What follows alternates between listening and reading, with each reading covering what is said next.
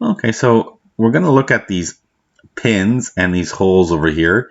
We're going to talk about clearance fit, transition fit, and interference fit in a second.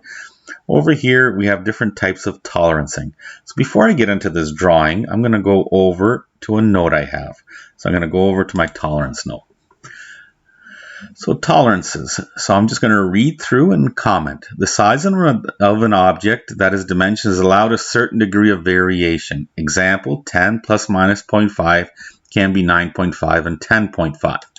So just imagine here. So just imagine if someone's making an object, it's very hard to get it to be precise.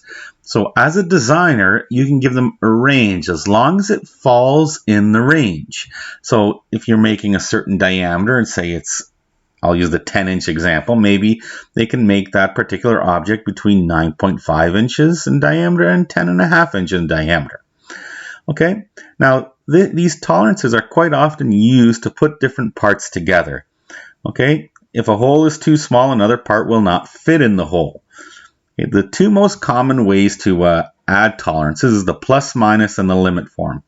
So the plus minus here is when you add a number and subtract a number, you put a plus minus at the end. It's like 120 becomes 119.5 to 120.5. I prefer not to use this method. I prefer the limit form method. Here you're given the two numbers, you write them over here. So I have the example on the side. So now an object would have to be between 119.8 to 120.3. Okay, dimension shows both values in two lines. Okay, and it's a range, so it can be from here to there. Okay, the top number is always higher than the bottom number. This is the method we're going to use in class. It's also the fastest method to do it. Now, when you actually draw the object, you actually use 120 to make it. Now, there are different ways that objects are joined or connected, okay? And we have different fits. So the first fit is known as a clearance fit. Okay, now one object can go right through the other object when you have a clearance fit. This fit gives clearance between two parts when they are assembled together. And here's an example. A bolt goes right through a washer. So there's a clearance fit. The hole in the washer has to be bigger so that the bolt can fit. Next, we have something known as an interference fit. So when the two pieces will interfere when they're put together, when they're assembled, they interfere with each other. And it's very hard to take these two parts apart, to put them apart.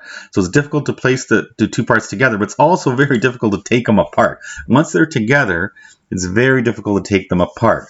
So how would you put something like an axle that's bigger than a hole? Okay, what would you do? So usually the axle is larger than the hole and it requires a strong force to bring it together. But how would you do it? This is what you do. You freeze the axle, or you place it in liquid hydrogen, or freeze it overnight. Okay, and it becomes smaller. The hole is then heated with a torch, okay, or you put it in the oven or heat it with a torch, and it expands. And then the two are placed together. When it's all brought to the same temperature, the one part cools, the other heats up, okay, they interfere with each other, and it's like very difficult, almost impossible to take the two apart. Okay, the effect is very similar to welding the two parts together. Okay, then we have something known as the transition fit. This can either be an interference fit or a clearance fit, depending how the objects are machined. Now, they give it this neat name, but here's what we call it in the industry. We call it that you screwed up, and we have to call it some kind of fit, because it makes no sense. It's a transition fit. Either you want a clearance fit or an interference fit. You never want this transition fit. It makes no sense, and it has no purpose. So they gave it this nice name, so when you tell someone they have a transition fit, they know they've made a mistake. Okay, so we're going to show you how to draw tolerances. So when a designer picks a size for the axle and hub, they should pick an even number. So you always pick a nice even number. So 3 inches is even, or 2 1/4 is fine. Okay, the nearest quarter is fine.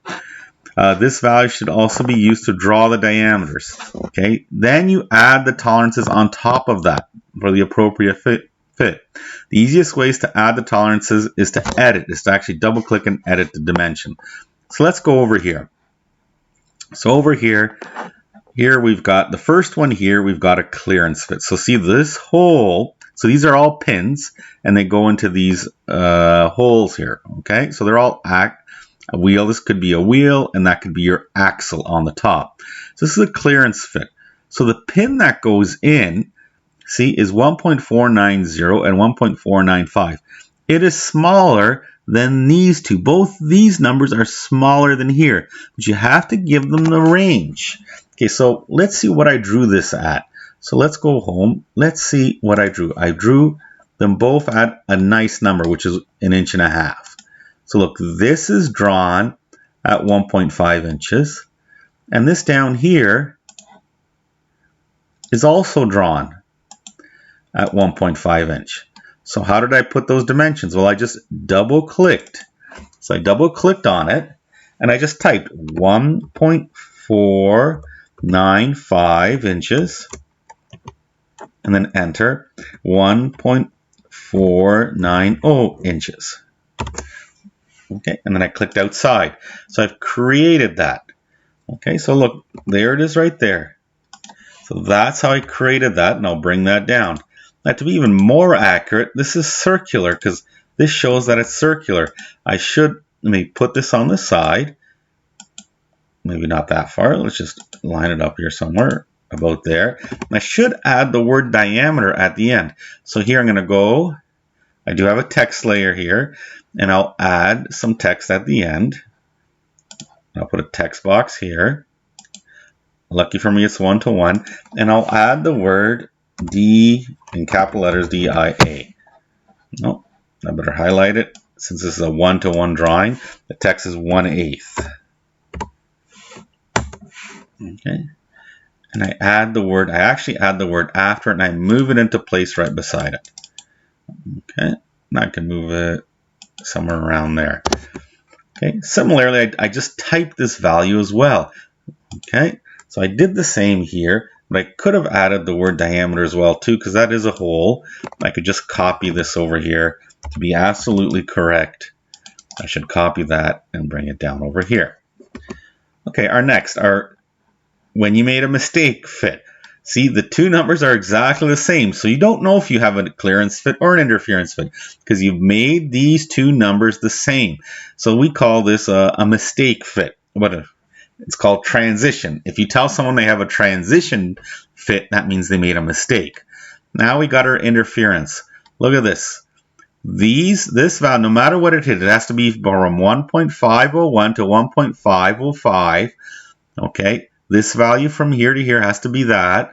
It's going to be bigger than the hole over here. Okay, so when you put this in, it's going to interfere. So what you have to do is you heat this one up. Okay, so you heat the hole up and you freeze this. That shrinks this when you freeze it. When you heat this up with a torch, it makes it bigger. You put it in, and then when the one cools and the other heats up and it becomes all one temperature, they stick together. Okay, that's called an interference fit. Again, these are done to 1.5.